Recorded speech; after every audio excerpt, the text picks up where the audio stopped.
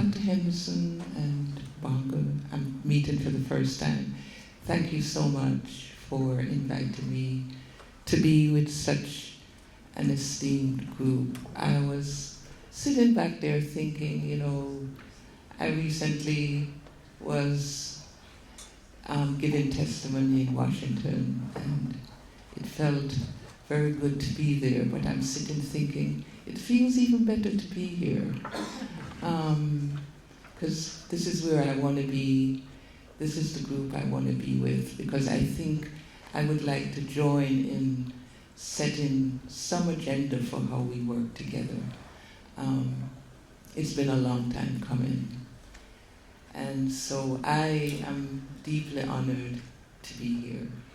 You never really know what, when you're doing the work, you don't know what it means except you're doing the work and you think it's important. And with my colleague, Dr. Richardson, I just want to thank her, who began to help us be able to translate the work we were doing into research. And unfortunately, in our field, if you don't have some data, if you don't have evidence, you're not an expert. So I'm glad that this is what we're trying to do. We all kind of know the wisdom, but we need to come together to set the agenda on how to do it. So just trying to get myself comfortable with all the technology. I miss the old days where you wrote your paper and you delivered it. So my daughter is into film and communications, and she makes me so nervous. It doesn't look good, Mommy. The people are going to think it's boring. And I'm thinking, but intellectual folks, you don't have to entertain them with your presentation. So I'm somewhere in between. There's some slides that have way too much on it, and then some look okay. But I'm really, really interested in how can we collectively think about how we move this agenda, which I will get into in a little more details. Okay. I just want to honor South Africa, Cape Town in particular. The last time I was here in 2016, I think, with my daughter, and Dr. Richardson was here too. She took this, and I was, I'm trying to make my slides prettier, and somehow this is a sunset over Cape Town, and I love the colors, I love the fire in it, and I'm hoping that we can get fired up about this issue of childhood trauma, because I'm very fired up about it. I think we need to take control of how people are thinking about us and our children and how we should treat them.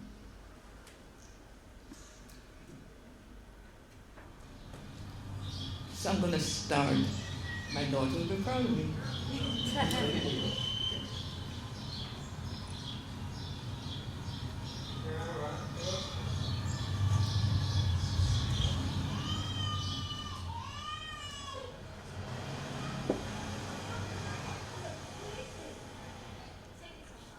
He's been student of the month many times. In the beginning, he always was a hyperactive kid. After his mother, when the incident happened, dribble, he said it was a crime of passion. Him and his brother John, was going through some withdrawals of trying to understand which kids would do if they lose a parent. She put the kids to bed, as far as I know. And the oldest child, which is Jerron, woke up. His little brother and asked him, did he want something to eat? And he brought him in the kitchen, and he found their mother. Very hard for a 7-year-old and a 3-year-old. It be hard. Life surely dealt me some very bad cards. Now here I sit, stuck in time, unable to get off my mind. Whoever it was took their mommy. They never had that chance to recognize, what it was to go to the park and just do things as kids do with their mother and father. And sometimes it's still hard for me to get it out. Certain days be going on, I'll break down. And I guess I'ma always do that for the rest of my life because that was my baby. It was when you were around, left with I made sound. Going outside, playing at the park, too young to learn that bad thing happened in the dark. My heart was broken and went away. You left me wide open and I needed you to stay. Just a kid when you died, nothing I could do but cry. My heart was broken and went away. You left me wide open and I needed you to stay. Just a kid when you died, nothing I could do but cry.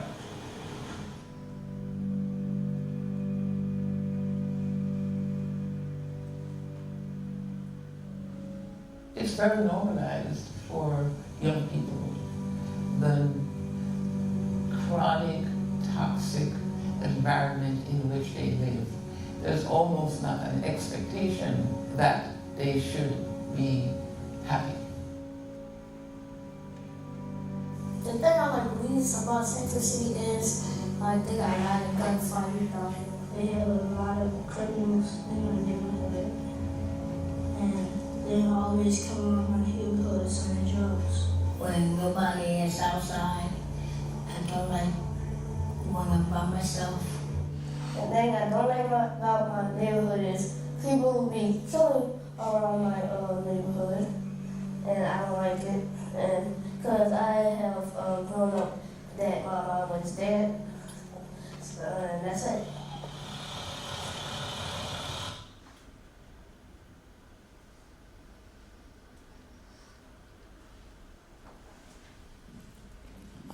This morning, the question was posed to me,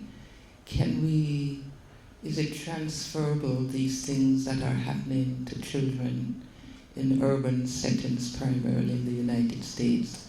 Is it a phenomenon that's happening across the world?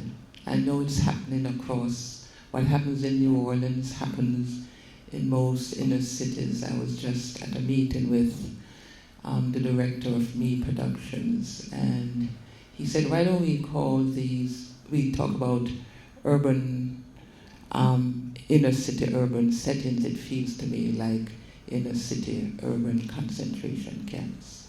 So I wanted for this to be interactive for folks outside of the United States. Are these conditions similar, somewhat similar? The stories might be a little different. Young people's exposure to community violence. Is this something that seemed unusual? Is it happening here on the continent? Okay, so you won't be bored then, okay. And why is this important? I just want to quote from a colleague, not a personal colleague, but certainly I feel very close to the work he did, Dr. Vincent Felitti. And for those of you, I'm pretty sure most people here are familiar with his body of work around the adverse childhood experiences. But I found this quote of his so very, to me, it captures it, and I want to read that traumatic events of the earliest years of infancy and childhood are not lost, but like a child's footprint in wet cement, are often preserved lifelong. Time does not heal the wounds that occur in those years. Time conceals them. They're not lost, they're not embodied. And this, unfortunately, why this is so important to me, is that oftentimes, and with one young man in New Orleans that we've done a lot of work with, in our communities we tend to tell our children when bad things happen, don't worry about it, you'll get over it. In time you'll be better. But Dr. Felitti is challenging us, and he wasn't even a psychiatrist, he's an internist. Time does not make these things better, they just hide them from our consciousness and then control the way we behave as adults.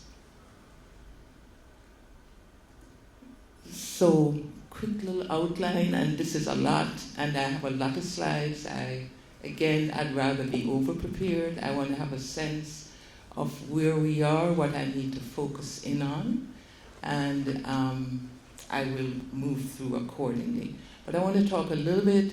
How many child psychiatrists in the room? Okay, 3. An interesting comment I heard at the last American Psychiatric meeting where a colleague from Canada said, I think we're doing psychiatry wrong. We should all be trained as child psychiatrists, and then if those who want to specialize in adults should. And even though I wasn't trained as a child and adolescent psychiatrist, but I think I can be grandfathered in as an adolescent psychiatrist. I've spent so much of my career, over 30 years, working with adolescents. So I want to talk a little bit about development and attachment, a few case studies, because I want to make it real. I just don't want it to be numbers. I want to invite you into the world of some of the children that I've seen and that whom you might have worked with. Then talk a little bit about trauma and stress, and give some examples, some work we've done in New Orleans. I think I'm going to skip the piece around treatment. I think everyone here is pretty familiar with that. And then what I want to get to is, what is the research agenda? Because as I interact with our children, with the science around our children, we're not driving that. And as a result, I think our children are suffering. This, on August 29th, no, it was August 26th, but August 29th is a big day in New Orleans. That's the day 14 years ago that Katrina happened. So August is always very challenging for those of us here. And I was asked to give expert witness on a young man, 13-year-old, who was in juvenile. And it's still raw for me. I sat with this young 13-year-old man. I just wanted to give you his voice a little bit. This is how he started to talk to me. It all started when I was 5 or 4 probably. I was in the room with my brother, in the same bed with my brother. My oldest sister, and other brother, and my uncle were in another room. We went to sleep, and I wake up and I heard pow pow. I heard gunshots, but I still lay. I heard my mama say, "Stop dropping them pots." She thought it was pots dropping. Now I know my uncle was messed up in the head. He had 2 guns. He started going crazy. He had no medicine. He ran back and shot himself. On the ground, we see him with the brains on the side of him with beaucoup blood. In New Orleans, our little French thing, beaucoup blood. My sister was lying on the sofa, holding her head like she was sucking out the blood. My brother, he wasn't moving, he was shot. This was a young 13-year-old in the juvenile jail. I was asked to try to give expert testimony to the judge who was sentencing him. She'd already found him guilty. Those of us around the case knew this young man was not guilty, but when you're in the inner city, you can't rat on who did it, because you're going to be killed. So it's actually better for him to go to jail than to give up who actually did the shooting. So this was a young 13-year-old. At 5, he was in bed, woke up. His uncle had killed his 2 siblings and then murdered himself, all in 3 minutes. They somehow moved forward. The school is very involved with helping him.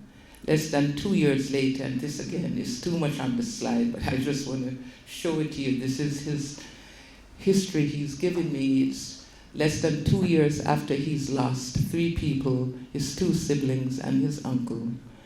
His mother and family, they're playing cards late at night. Cousin's boyfriend gets upset, comes in, shoots clearly shoots several people, puts the gun at his head to ask where the cousin was. So he then goes and kills the cousin. This is the guy who's murdering people. The little boy runs out, goes outside. His mother is dead on the ground, and his father is also on the ground. Father survived the gunshots. And so within less than 2 years after losing 3 people, he now loses his mother. His father has TBI, severe brain injury, can't take care of him. And he remembers in those 2 years between his siblings' death and his mother, he remembers that his mother had really lost it. He said she started drinking heavily. She didn't want, sometimes she wouldn't get out of the bed. And one day he observed his mother trying to drown a surviving sister. And the reason Mom says was if that sister had screamed when the other siblings were being killed, maybe the uncle would not have killed the prior siblings. So Mom clearly goes into a state of depression, tries to kill one of the siblings. You can imagine that this kid then thinks maybe Mom is going to kill him. He gets involved in the wrong crowd, talks about using drugs. He would use marijuana because it helped to make life funny. He said the only thing that could take him out of his state of depression, losing his mother, were jokes. And so he would use marijuana. He did not shoot this person, but he was friends and had stolen a car with the person who had shot the young man for whom he was on trial. That case makes me shake a little bit. Before the age of 13, to think of a child who's lost 5 significant people in their lives, and no one except a few folks at his school really loved him because he's so brilliant. And so they would try, but the family didn't understand what was happening in the remaining family. No one interceded for this kid. And now because of our failures, he's going to juvenile jail.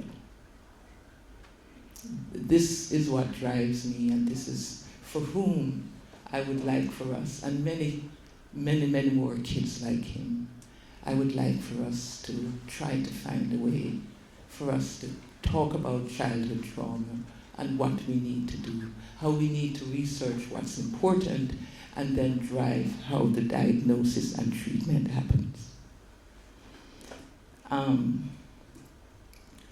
Quick case, just want to bring in disaster, right? For those of us, I went back to New Orleans after Katrina. I had not intended to go back there. I was in New York, love New York, was going to make that my home, started going back to rebuild our nonprofit. And then just as it happens, you just have to do the work. Started doing the work, started to recognize that no one, especially after disasters, no one was thinking about the children. No one was thinking that they would be perhaps more dysregulated than the adults who were trying to pull themselves together. So, as for those of you who don't know, Katrina happened in New Orleans 14 years ago, basically destroyed the city. 80% of the whole infrastructure was destroyed. The city's coming back.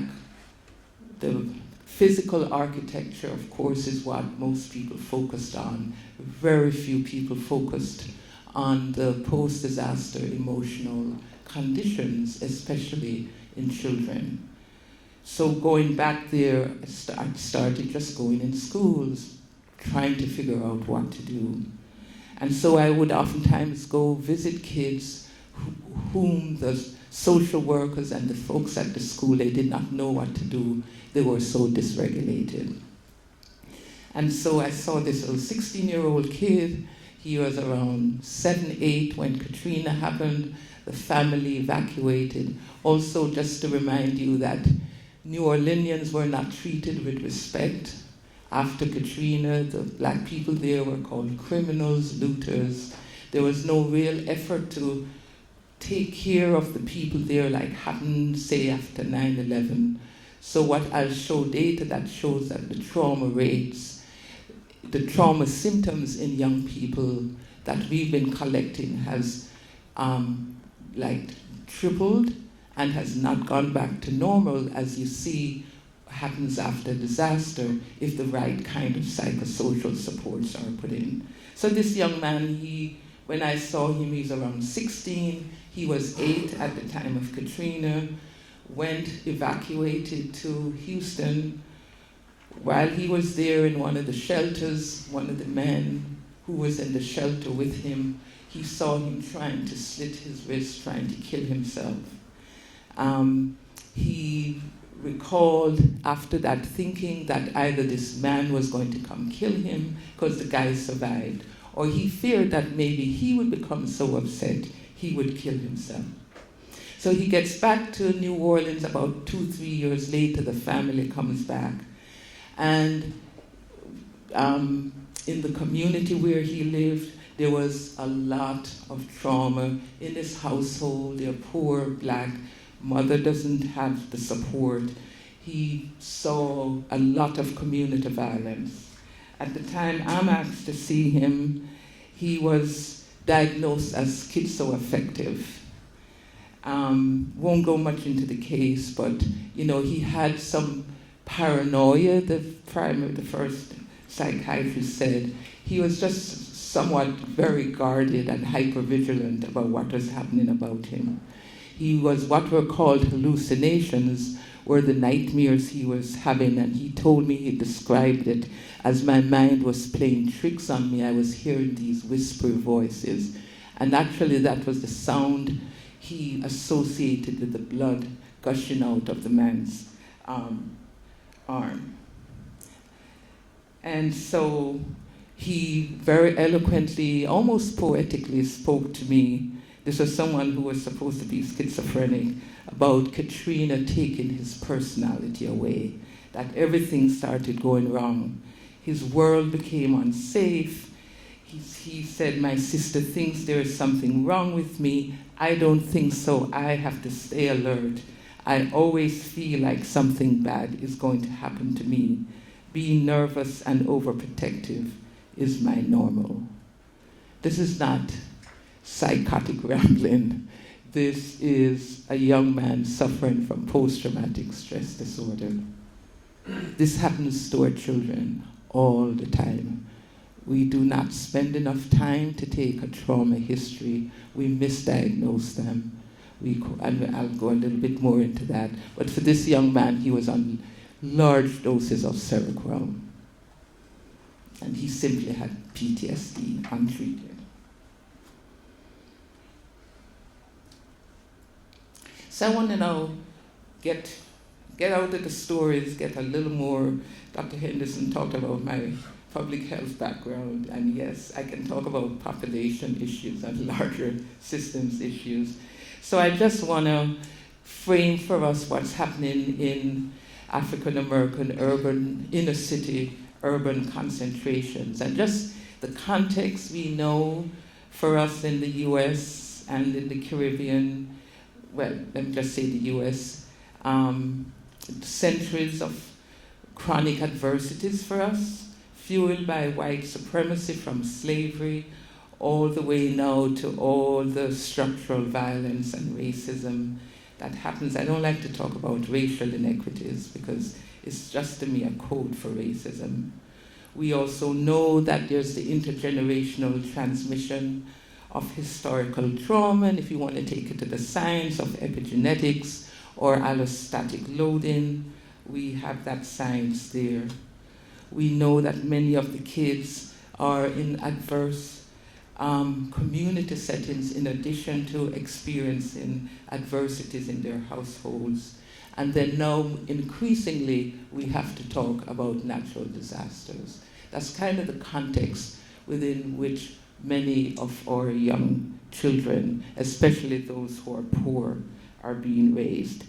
And not to forget that the same issue of white supremacy is here on the continent, from apartheid to colonialism, and the ways that are perhaps universal to those experiences. So I just want to lay the context for adversity for us in the US and globally. When it comes to our children, just a reminder that they're born helpless and without the loving care of their caretakers. Usually that caretaker is mom, but I know it can be a different combination. They won't survive. This always reminds me of being in Zimbabwe many, many years ago when I went out into rural Zimbabwe, and I know there's a doctor here from Zimbabwe. I always remember the children tied to their mothers' backs. And a nurse came up to me and she said, I don't understand you Americans. You keep your children far away from you in strollers. We Africans, we keep them honest. And that's how we know to potty train them, because we can feel their little GI systems going a little bit tremulous, and we know it's time for them to potty, for their potty training. And I always remember how the children in Zimbabwe looked so happy. I remember seeing them running out in the rural area. They would run to school, and I said, wow, that's why you all win all those races and marathons, because children are running from they were born. But real interesting, right after that, I flew to Paris from Harare, and all the kids were screaming in their strollers. And I said, what a difference. I never heard a child cry in rural Zimbabwe. And this is perhaps that sense of an adult to whom they're attached, lovingly smiling, that can last a lifetime, because we know what happens when that does not happen. And as I said earlier, as humans, we are predisposed, biologically predisposed. We need attachment relationships with our caretakers. As infants, we need to feel their warmth. We need to feel their hearts beating. And so the good enough mother provides attunement and nurturance and attention and empathy to her infant. She holds that infant and binds their anxieties. With that beautiful smile in her eyes, she mirrors their self-worth. She then, as they begin to move, facilitates and applaud them and lets them know that they can get over that first big task they had of motility, to be able to move away from mom's loving arms and explore their environment. And she also helps them make sense of their world. This is what's going on inside and outside. And with healthy attachment, that continuous, warm, affectionate tie that an infant has, the infant knows where they can turn when they feel vulnerable, when they need to eat, when their tummy is hurting, when they need their diapers changed. In that loving attachment, the child is able to survive. We do know the syndrome of failure to thrive and even death if a child is not touched in the early years. And when that attachment is secure, the child then can move from that and explore the world. They learn how to modulate how they're feeling, to understand what those feelings are. They learn how to not be afraid of what's unfamiliar, because there's that secure base that they can come back to. And they learn how to be alone, again, if they have the security that there's some place to go. We do know that with healthy attachment, now a lot of the science is saying that it is protective against later psychopathologies. We're now looking, I think the personality disorder that I grew up on in in psychiatry at San Francisco, where all the borderlines came to jump off the Golden Gate Bridge. Few did, and they were always in the emergency room at San Francisco General at 2 a.m. as I just went to bed. This was when they were thinking about killing themselves. I say that tongue-in-cheek. I love my patients. And now, rather than just see borderline personality disorder as just a personality disorder, we're thinking that this is very much connected to early childhood trauma. We know that many of the mood disorders, PTSD, and eating disorders, and somehow I forgot the big one, substance use disorders, are connected with childhood trauma, in particular within the context of poor attachment. Just a reminder, developmental needs, I put up Ericksonian stuff. I know everyone here knows that, but the importance of the developmental issues that need to be addressed to help a child at least get to adolescence feeling that the world is trustworthy enough, it's safe enough, they have some sense that they can take initiative, they're beginning to consolidate their identity, the sexual identity, the occupational identity, racial identity. All these things are really important developmentally, but starting from a very secure base. And if that does not happen, we know that the child is going to have much challenges with their own inner representation of who they are, self and other, their capacity to mentalize, to think about how their mind works and how other people's mind works. If the attachment is traumatic, we know there's going to be problems. They're going to have difficulties regulating their emotions, and just the capacity to cope in the face of trauma, that becomes dysregulated, and they're more vulnerable to becoming neurobiologically dysregulated when they're going to face the traumas that all of us have to face in our lives, and increasingly more as it relates to disasters and violence. So, I want to spend a little bit of time on trauma and stress. And I just want to have a sense of how familiar everyone here is with childhood adversity and the adverse childhood experiences and adverse community experiences. I just want to have a sense of how much time to move through. Everyone familiar with Felitti and Anders' work on ACEs? No? Okay, I see some no's. I won't linger, but I will at least address them. So let me just start with trauma. Everybody now is talking about trauma. I don't know if it's that common here on the continent, but in the US, everybody's talking about their traumas, they're talking about being triggered, they're talking about being bullied. This is buzz pop word. So I always want to make sure that we're talking about the same thing. So the word comes from wound, being wounded. And what we do know about trauma, or the definition that I'd like for us to ground ourselves is whenever we are overwhelmed, it's a death encounter particularly, and our neurobiologic stress response is activated. So it's not necessarily just driving down the street and someone cuts in front of you and you're pissed and you get angry. That's not trauma. It's when there is some sense, a threat to one's survival, that I could die, and the resultant fight or flight gets activated. Just want to quickly talk about some of that neurobiologic activation, that we know the brainstem is involved, the limbic system is involved, and the frontal cortex.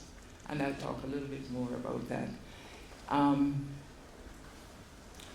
So as our limbic system, as we perceive that there's a threat, that our life is threatened, we are going to get the fight or flight response through the release of norepinephrine and epinephrine, where we have the redistribution of the blood, the body's getting ready to decide, can I fight back? Do I need to run or do I freeze? So the energy is going to be redistributed from the non-essential organs in the body that have nothing to do with those three functions. There's going to be increase in our heart rate, muscular activities to get us to move. Our pupils dilate because we need better vision. Our bronchi are going to dilate to bring more oxygen in. And we are perhaps the big thing that gets us in trouble, our prefrontal cortex, where we have much of our thinking and planning and executive functioning, that's going to get shut down because we're in survival mode. If the threat goes away, the GABA gets released, our body calms itself down, we don't have the continuous stress hormones, and we move back into, with GABA, we move back into homeostasis and allostasis. However, when the threat does not resolve, and with chronic exposure, we get dysregulation in the hypothalamic pituitary axis. So the amygdala is activated, so we are more reactive to fear. Our prefrontal cortex is shut down, so we're not thinking as much, we're reacting. And the hippocampus, really important for memory and learning, it becomes dysregulated, and either there's overrepresentation with intrusive memories and flashbacks, or there is suppression. We cannot recall important memories, and there's selective amnesia, especially around what happened. And this is really important for our children who are growing up in chronic conditions of violence and trauma. And we know that the serotonin levels decrease, so there's going to be increase in aggressive behaviors, depression and anxiety, and that lovely oxytocin that we need to make us feel warm, feel good, have empathy, and help with our sense of social attachment. We're going to have decreased levels of oxytocin when we're in conditions of chronic stress. In children, this creates a negative impact on their emotional and behavioral regulation, on their motivation and cognitive functioning. And so there's hyperarousal, really important as we think about how our kids are misdiagnosed. There's difficulty with attention, there are problems with sleep, and there's impaired social information processing, very important because we are a relational group. We connect with and are in social bonds. Is it okay for me to just grab a little water?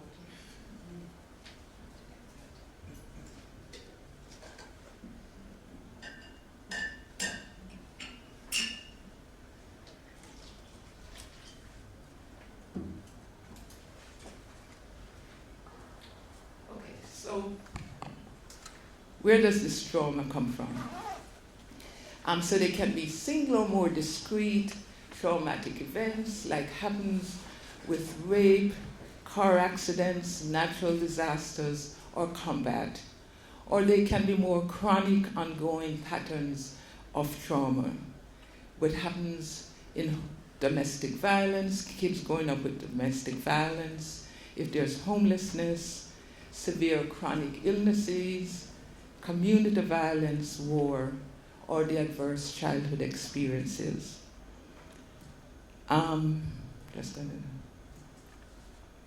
So this is the work, and I'm not going to go much into how the research came about, but Dr. Felitti, who was an internist in doing work in a very white middle-class population in San Diego, found a correlation between certain conditions, physical conditions that his patients were presented with. He actually, I think he said he'd started an obesity clinic, and actually this work got triggered by someone in the hospital who was in his clinic that he was working with, and early experiences of adversity that happened before these adults who he was now retrospectively surveying had before the age of 18. And so he found that if a person before the age of 18 grew up in a household where there was abuse, physical, sexual, or emotional abuse, there was neglect, emotional or physical, or if a child grew up in a household where there was substance use, mental illness, suicide, intimate partner violence, or parental imprisonment or incarceration, that before the age of 18, if a child had these experiences, there was likely to be a graded response with later physical and mental health disorders. I want to underscore more and more of the literature that's not so retrospective, that actually are more longitudinal studies of adversities in children, are seeing a strong connection between homelessness and or growing up with a mother who was depressed. That these are, because what the study did was just quantitatively said that if you have a certain numbers, summative numbers of adversities, that you're likely to have these later conditions. It was not a qualitative look. So if you grew up in a household where you're being told, you know, you're no good, you're not going to make it, versus if you grew up in a household where you saw a parent commit suicide, you still would score a 1, because this is just summing up the numbers of adversities. So we don't yet have enough studies looking at the quality of the adversities, but what this study showed was that the more adversities you're exposed to, the more you increase your risk for physical and mental disorders. I just want to add here community trauma, and in the US this turns up in where there are communities where there's lack of economic opportunities, where the physical environment is crumbling, where there's inequitable policing or inequitable access to resources such as education, healthcare, and transportation. There's studies showing that link to that level of adversity is traumatic. And so what happened in Philadelphia, to contrast the study that was done, what's called now the conventional ACE, where this was in a very white, middle-class, educated population. In Philadelphia, they said our population has different social experiences. So they expanded upon the ACEs, and they felt it was really important to add as adversities witnessing violence, experiencing racism and discrimination, living in unsafe neighborhoods, experiencing bullying, or having lived in foster care.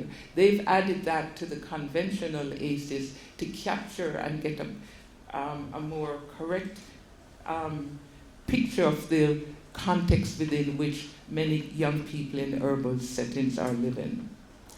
And then just to show the difference in the demographics, in San Diego, the conventional ACE, the population was 75% white, whereas in Philadelphia, only 39%. The black population in that first ACE study was quite small. It went from 5% to 36%. Same thing, some increase in the Latinx population. The Asian population was about the same. Educational level, you see that there's a significant difference. A much less educated population in Philadelphia, which tends to mirror a little bit more the populations we work with in the US, similarly with the poverty level. And it was found that in the conventional ACEs, only 12.5, I shouldn't say only, 12.5% of that population had greater than 4 ACEs. When it was, the conventional ACE was done in Philadelphia, it was 22% of the people who had more than 4 ACEs. When they did the Philadelphia expanded ACE, they went up to 37%. So they began to pick up more adversities using the Philadelphia survey than the conventional one. We do know that with the increased number of ACEs, that there are health risks associated with behaviors. There's lack of physical activity, smoking, alcoholism, more risky behaviors. And then with physical and mental health resultant conditions, we have more obesity, diabetes, lung disease, suicide attempts, strokes. These are some of the physical and mental disorders that you can see as a result of having increasingly more ACEs. And I will show you what it looks like, the numbers. So if you have greater than 4 ACEs, you're twice as likely to have ischemic heart disease, 2 more times more likely to have strokes, 5 times more likely for depression, 7 times more likely for alcoholism, 12 times more likely to have a suicide attempt. And if you have more than 6 ACEs, you're more likely to die 20 years earlier. And I know this is an adult group here, but I gave this to a group, this presentation, not exactly this, but talked about the ACEs with a group of public health students. And after the lecture, I got an email, very disturbing email from one of the young women there. She said, Dr. Shervington, you said that if you had 6 or more ACEs, you are more likely to die 20 years early. And she said, please help me, I don't want to die. And so I just want to be clear that this is untreated. If these adversities are untreated, there's a correlation with death. And the good news is, for those of us who treat in this room, is that trauma is quite treatable. Just want to show this, the ACE pyramid over the life course.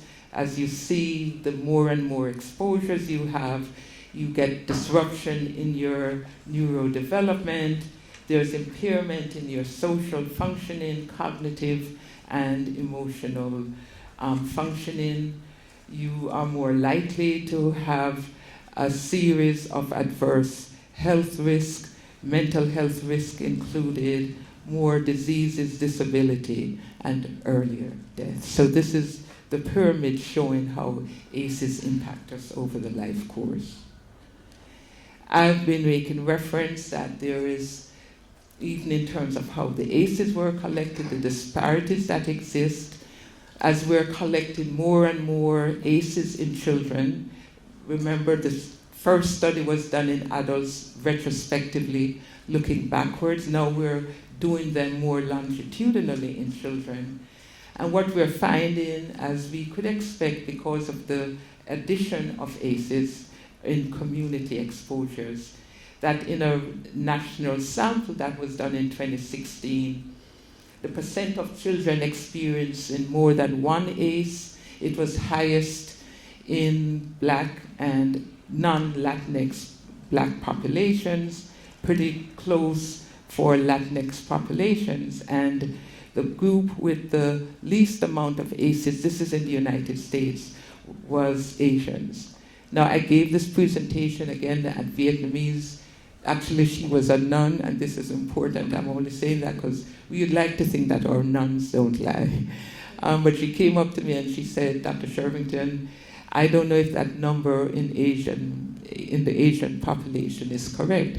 She said, we Asians are raised never to tell people about our suffering. We don't speak about our pain. And I respected her as someone from Vietnam. So we do, however, there are these disparities. Now, an interesting article I saw was even though African American kids, black kids have more ACEs, that they don't become as dysregulated as white children with similar ACEs. And I think they're trying to explain that as like a stealing effect, that as black people, we're so used to adversity that we have more resilience. So after 2 ACEs, white children are more likely to become dysregulated than black children. And we do know this, the literature is now showing that black children who have more than 2 ACEs are more likely to be misdiagnosed with attention deficit hyperactivity disorder. And I don't know, for the child psychiatrists in the room, how you interact with this issue of ADHD versus PTSD in your diagnosis. And I would like for us to have a conversation about that. What I would like to move us, so let me just share with you a little bit of the data that we collected in New Orleans, which is perhaps why we were asked to come and speak about this in Congress. We started collecting data on trauma-based disorders in children in New Orleans because we had the natural setting. We just had a disaster, and we said, let's see our organization, let's see how the kids are doing as we're working with them, and they seem so dysregulated. So we have data on over 5,000 kids in New Orleans. But why, and I'm not going to go so deep into this, but what you can see is after Katrina, which is when we started to collect this data, the rates of trauma-related conditions were at about 2 to 3 times the normal rate in the US. This is the rate actually that we see in vets returning from the Afghan and Iraqi wars. The PTSD, lifetime PTSD, in the samples, and this has stayed consistent from we started collecting in 2012 up through present, but the last data set I have here is through 2018. The rates of depression have increased over the 8 years from 13% to 20%. Suicidal ideation has stayed around the same. Lifetime PTSD is staying around the same, but it's abnormally high. 40% of the kids in our population endorse symptoms of post-traumatic stress disorder sometime in their lifetime. And for those who are endorsing symptoms of current PTSD, 24%.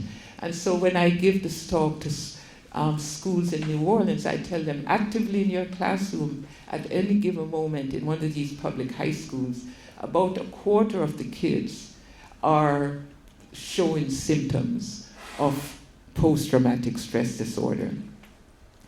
The kids are exposed to a lot of violence. At least 50% of them have had someone close to them murdered.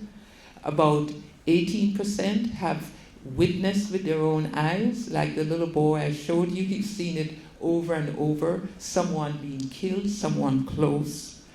The kids worry about their basic needs, worry about being loved, being taken care of. We know all very important and reflective of attachment. I just want to say that why this is so important to me, we are not a public mental health or public health agency in New Orleans, and we were the only ones collecting this data, our nonprofit there. Right after Katrina, of course, the big schools, Harvard School of Public Health, Mailman School of Public Health, jumped in, got the quick millions of dollars and did all of this, and then they left. They were just there for 2 years. That's when the funding ran out. And so, again, I challenge those of us here, we've got to do something about this, especially local. But now what we see, the local can become national as it can become global. And just want to throw to show that New Orleans is not unique. Studies have been done in Atlanta, in Ohio, and the same level. I don't want to do that. I don't know how to get it off of there. I don't want to do that. The same level of the data showing trauma disorders and, importantly, the connection to violence. And why I have this up, at some point in New Orleans, it's like we are, non-profit, doing this work around trauma, elevating the data. We decided we had to get the public will to pay attention. And so we started doing this public will campaigns, the hashtag sad, not bad, that what we're seeing in our kids, they're not bad, they're sad, they're hurting, they're traumatized. No one is paying attention to them. And then what happens if you're poor and you're black and if you're male? You're going to end up in the juvenile justice system. I was in court on August 26th in New Orleans in the juvenile court, and I had a flashback to what slavery was like on the auction block there. These were poor black children, males, and their mothers running around the court, begging for mercy. Basically, this is what we have. So when we don't treat trauma in our children, they end up in the juvenile justice system. And so this billboard, I have this billboard right up in front of the jail in New Orleans, that it's untreated trauma that is the underbelly of violence and what's happening in that concrete wired building across there, that we're not treating our children and their hurts and their pain, and it's ending up as adults or as young juveniles there in that system. I've worked with men on death row trying to mitigate their sentence from being killed to life. And I never met one whose trauma was not so severe as children that it didn't make me wonder, could I have survived that? I never forget a young man, he was in New Jersey, had become dysregulated, smoking crack with his sister one night, and he don't know what happened. They got in an argument and he shot her and a couple of kids. And I'm seeing him years later. He's on death row. And when I looked at his history, and the medical history was there for me to see, at about the age of 6, 7, when his father got back from Vietnam, his father, probably suffering from post-traumatic stress disorder, looked at his young son whom he'd left, thought that he was gay, and started to beat him. At one point, he was in the hospital for up to 6 months with broken bones. No intervention, nothing. This is what's happening. And so I meet him when he's on death row, when he's taken the life of his sister and 2 of her kids. We can stop that. If we can set the agenda here, we can prevent that. And so, just a reminder about post-traumatic stress disorder. Again, we're all psychiatrists in the room. I'm not going to go into that. But I bring that up here to say that at least if we're going to make the diagnoses, at least versus the behavioral diagnosis, which is, I don't talk about behavioral health, because it misrepresents to me what is really the interplay and the complexity and integration of emotions and behaviors and cognition, that at least let's think about PTSD in our children. If we spend the time and we do a correct trauma history, a lot of those kids who are coming before us when they're hyper-aroused, when they're having attention problems, some of us are not even doing enough history to pick up the dissociative symptoms. At least let's think if indeed what they're showing is PTSD. Do they have intrusive symptoms? Are they avoiding memory? Do they have avoidance issues? Are they feeling badly about themselves, saying that they're not good, they're ashamed, or they're guilty? And most importantly, is there hyperarousal? Are they irritable? Are they engaged in reckless or self-destructive behaviors? Are they hypervigilant, not paranoid? Do they have exaggerated startle responses? Are they having sleep problems? Problems with concentration? If the kid is sharing that with us, if we spend the time, and Anna Freud said, listen to the children. If we listen to the children, well, we can't just listen once. Children are not going to tell you their life history in one setting. You have to keep going back. And I think in many times, if we listened and had the ear for trauma, and had the ear for depression, and again, the kid is not going to say, well, I'm feeling really depressed. Wouldn't that be lovely if our kids would just tell us that? They're not going to say that. We're going to have to figure it out. Then let's think trauma. We now know that in the kids that I described, which I think many of you see, that there is complexity and toxicity to the trauma that many of our kids have experienced. And so and I don't know, see the child psychiatrists here, I know there's some crowds I'm in, if I talk about complex trauma and developmental trauma disorders, I get that kind of look. I don't know how familiar you are with the concept I'm looking at. Yeah, okay. So I think by DSM-6, and I think in about 15 years, the APA is going to need another building, so there's going to be another diagnostic manual. And so we're hoping that they will have complex trauma, developmental trauma disorder as a disorder in children.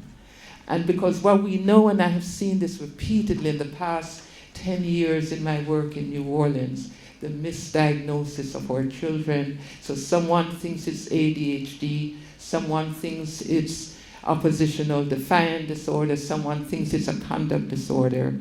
No one ever thinks that it could be a trauma-based disorder. And because kids it's hard to get that diagnosis initially of PTSD at that first sitting with a kid. But it's easy to say they have ADHD or a conduct disorder. And we need to recognize that there's a complexity for kids growing up in certain conditions, which I'll talk about, and that we need to really consider a trauma and complex trauma disorder. And so this is being led, I don't know how familiar or how revered or not Dr. Bessel van der Kolk is in the Boston area. Some people think he's a little kooky, I don't know, but at least he brought attention to some issues we were ignoring, how trauma plays out not only in the psyche but in the mind, and also the complexity of trauma. That we, as I talked earlier on, if there is interpersonal trauma in a young person where there's impaired attachment, and if they are then in conditions of community trauma or war, that the diagnosis of PTSD cannot fully capture.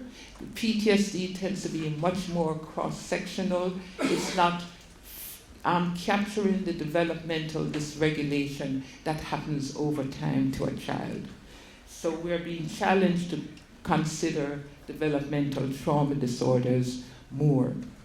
And if we do, and we see that as neurobiologic impairment that's happening over developmental course, then you see that there is dysregulation in the emotions, in attention, in the relational aspect of a child, how they're negotiating relationship with others and their peers, and there's dissociative phenomenon.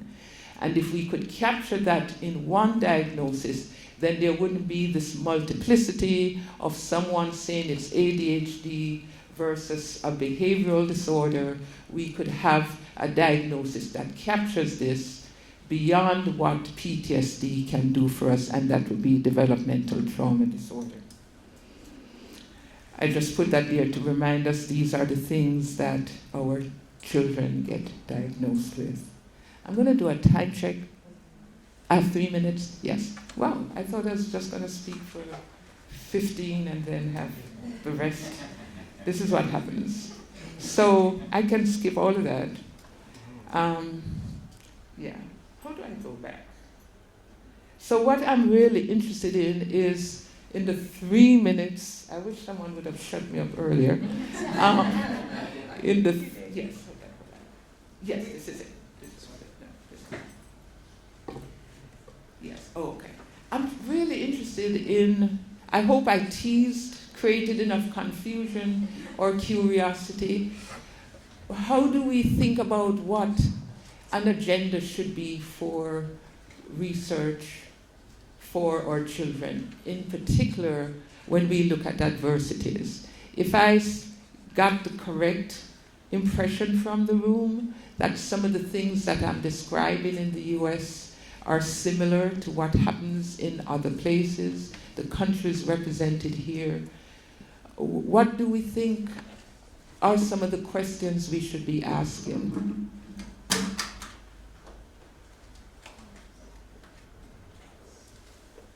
Okay, I knew from the introductions there's too much brain power in the room for there to be silence. I know we're a little tired, but did I see a hand back? Yes.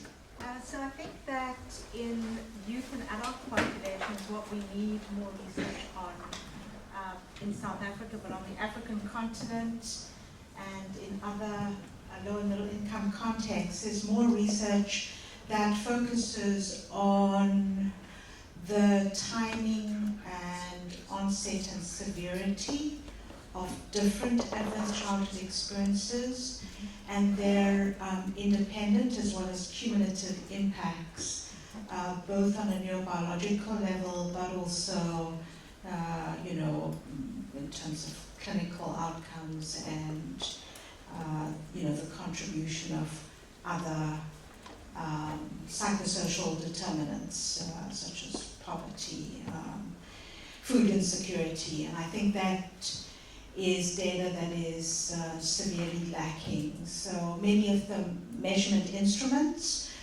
don't capture that level of detail. So I think the nuances are lost. That's the very integrative of so many of the questions that I know that working in that area that we have. Anyone else?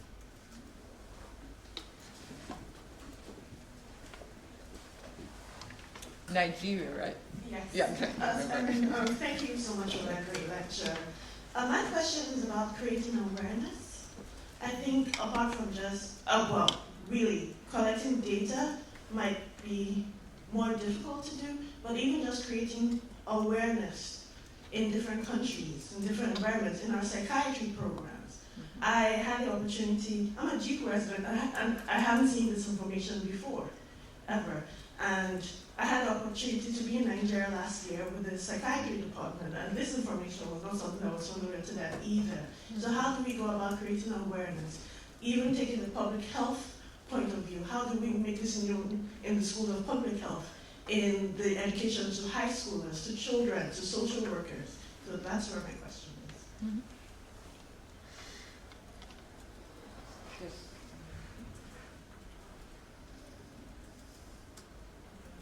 Yes, he is right here. I know in the US that there is a trauma-informed therapy.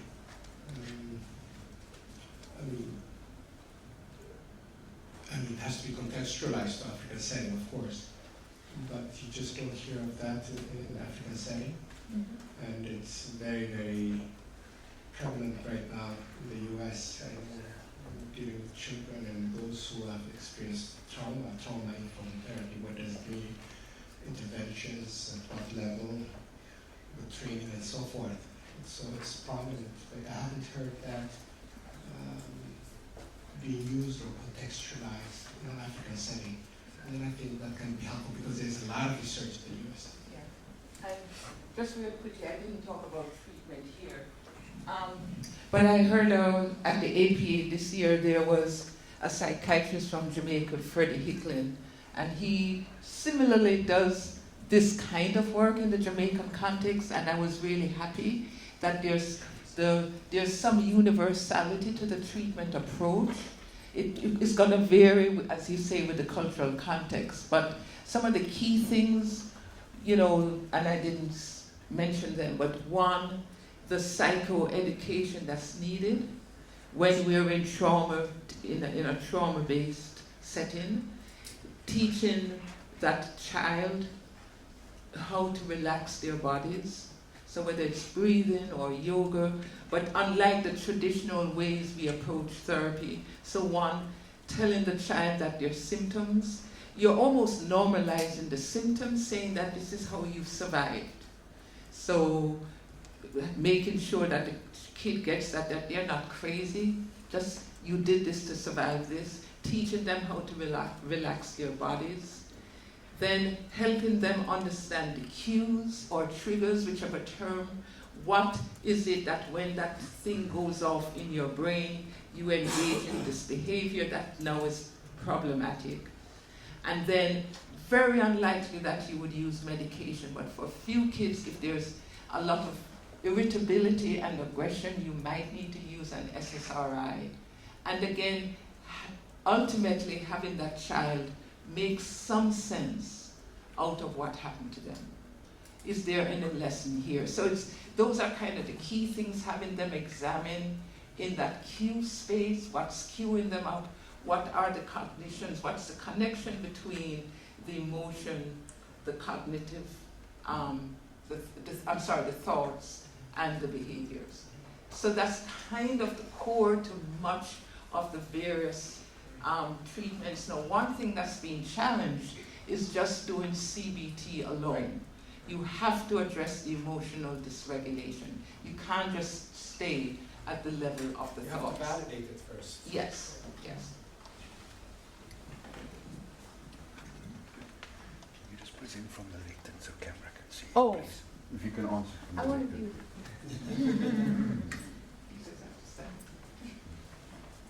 I think I'm curious to hear your thoughts on what the trauma rates would look like if you would integrate questions around racial trauma and intergenerational trauma in like the Philadelphia population, if those rates might be higher for African Americans compared to the sample that was used in San Francisco. Oh, I think so. And they showed, when they used the conventional ACE, it was like 22%.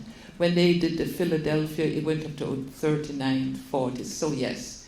And also it's sometimes challenging for young people to, if you're asking young people, but I assume maybe adults, to really understand what racism looks like. So, depending on what age you get, I think it would significantly increase. Hi. Thank you so much. It was very interesting. The other piece that I think for us on Africa we should be talking about is what we call indigenous knowledge systems. So there obviously are moms and grandmothers who are looking after these kids that are coming back from war, and child soldiers, etc.